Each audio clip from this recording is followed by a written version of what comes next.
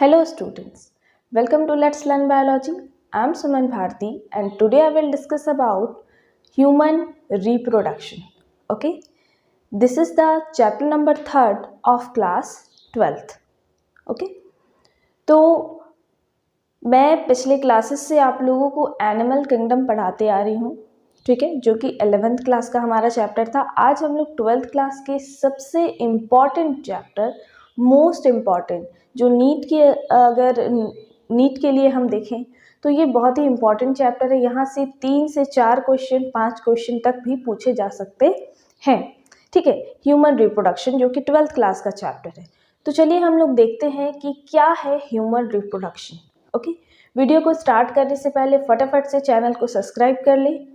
Video अच्छी लगी तो लाइक करें और दोस्तों के साथ तो ज़रूर शेयर करें, ठीक है। तो आज हम इस क्लास में केवल इंट्रोडक्शन जानेंगे, ठीक है।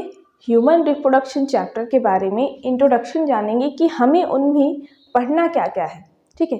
किसी भी चैप्टर को पढ़ने से पहले उसका इंट्रोडक्शन जान लेना ज़रूरी होता है ताकि वो चैप्टर हमें ईजिली समझ में भी आए और उसके लिए इंटरेस्ट भी जगे कि हमें इसके बाद ये चीज़ें पढ़नी है।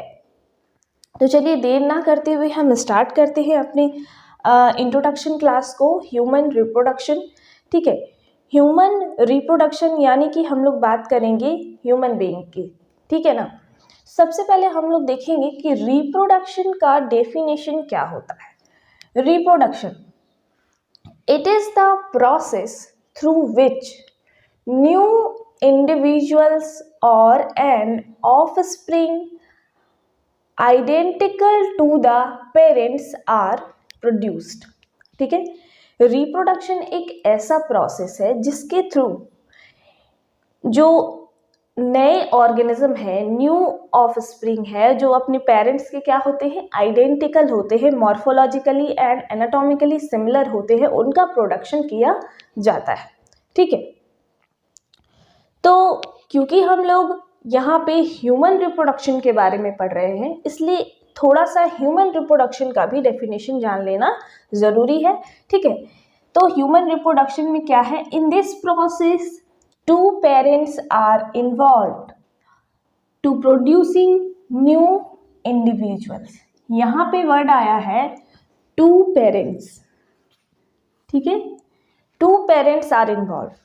ह्यूमन रिप्रोडक्शन ऐसा रिप्रोडक्शन है जिसमें 2 पेरेंट्स का इन्वॉल्वमेंट जरूरी है। ये केवल एक ही पेरेंट्स के द्वारा नहीं हो सकता है, ठीक है।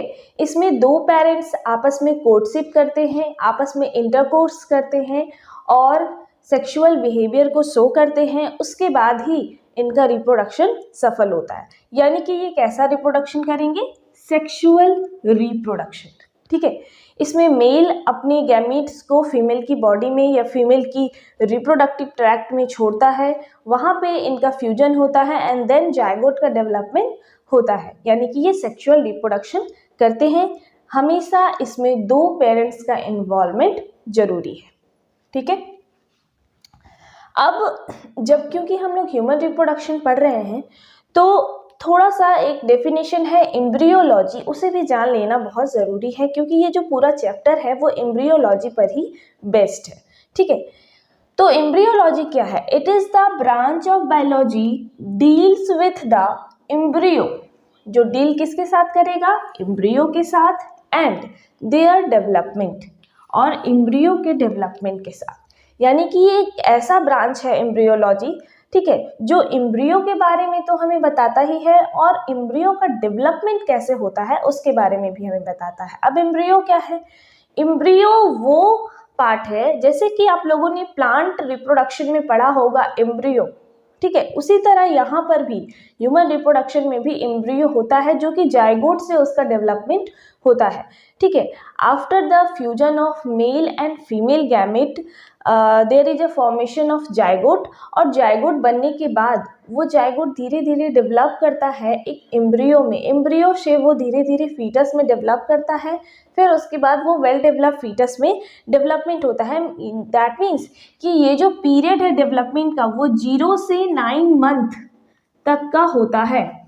जो हमारी प्रेगनेंसी है वो 9 मंथ तक चलती है, तो 0 से लेके 9 मंथ तक ये जो एक छोटा सा सेल, एक छोटा सा एग कैसे डेवलप करता है फीटस के रूप में और कैसे वो बाहर आता है डिलीवरी के बाद, इन सभी चीज़ों को क्या कहते हैं हम लोग, डेवलपमेंट ऑफ द फीटस या डेवलपमेंट ऑफ द एम्ब्रियो। ठीक है, और इसी चीज़ की स्टडी कौन करता है, आपका एम्ब्रियोलॉजी।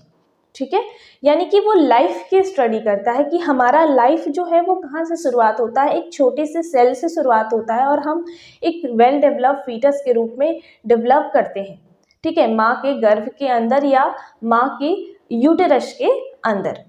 ठीक है, चलिए, तो अब हम लोग रिप्रोडक्शन पढ़ रहे हैं, तो रिप्रोडक्शन में कुछ रिप्रोडक्टिव ऑर्गन्स आएंगे, कुछ सिस्टम आएंगे, उसके बारे में देखेंगे। तो दूसरा टॉपिक है मेरा रिप्रोडक्टिव सिस्टम।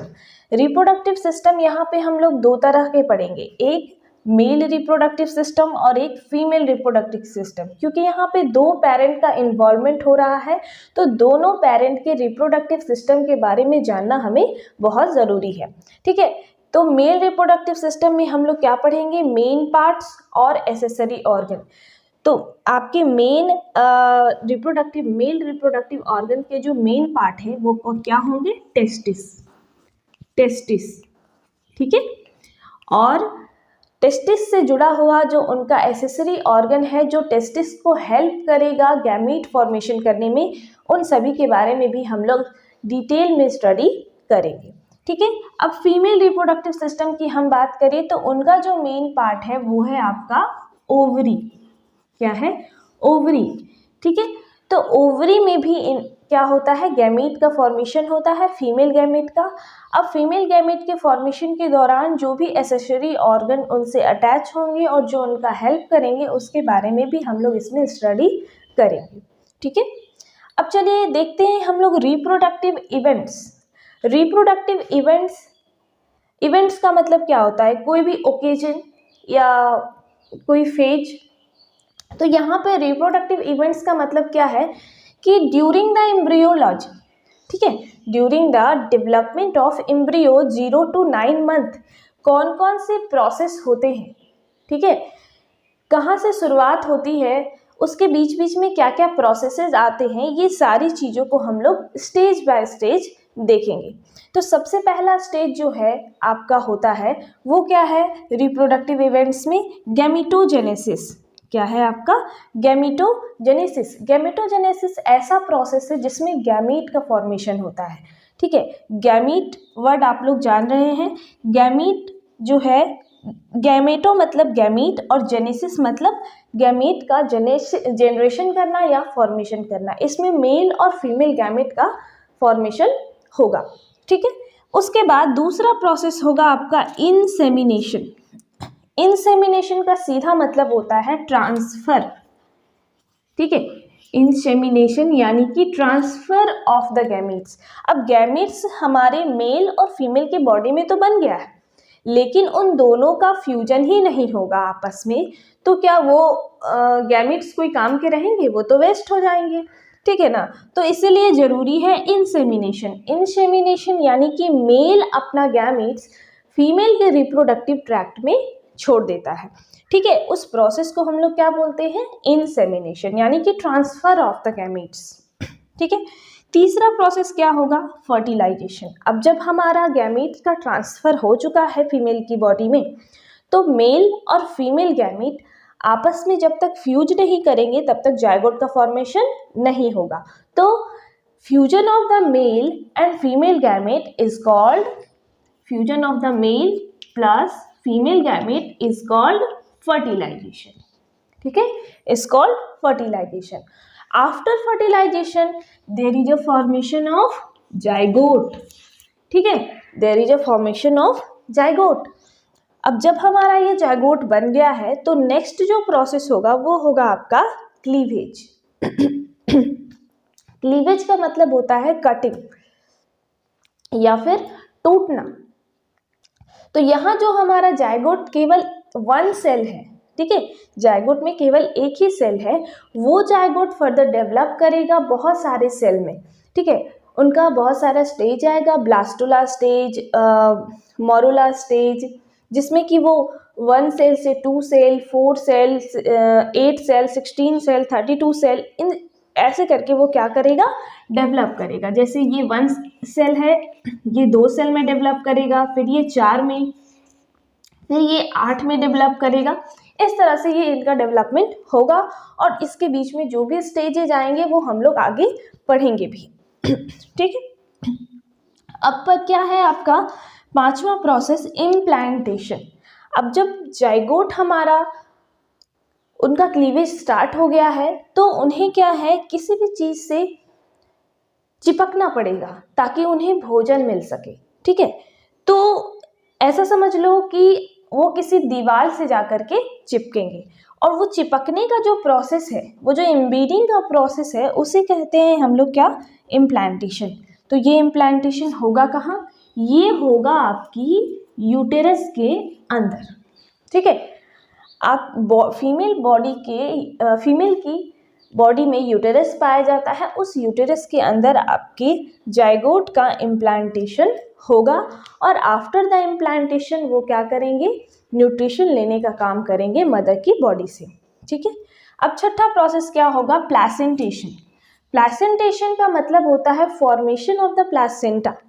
अब ये प्लेसेंटा क्या है, प्लेसेंटा एक ऐसा स्ट्रक्चर है जो कि मदर बॉडी और फीटस की बॉडी के बीच में बनेगा, यानी कि वो एक ब्रिज का काम करेगा, एक पुल का काम करेगा, जिसके माध्यम से मदर की बॉडी से न्यूट्रिशन कहाँ पहुँचेगा, फीटस की बॉडी में, और उनका डेवलपमेंट यूट्रस के अंदर होगा।